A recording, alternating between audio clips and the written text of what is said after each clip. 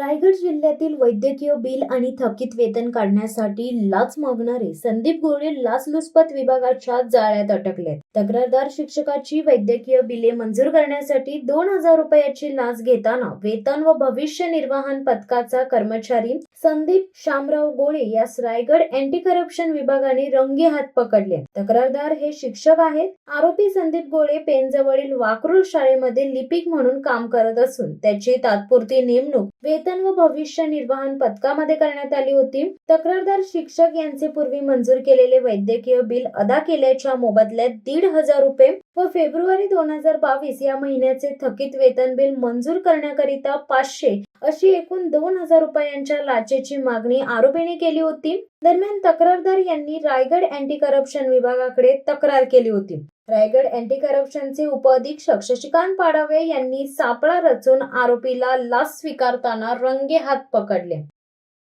शिवसत्ता टाइम्ससाठी अमोल कुमार जैन, अलिबाग. दे धडक बेधडक वृत्त देणाऱ्या आपल्या शिवसत्ता टाइम्स न्यूज चॅनलला लाल बटन दाबून सबस्क्राईब करा आणि बेल आयकॉनला क्लिक करायला विसरू नका.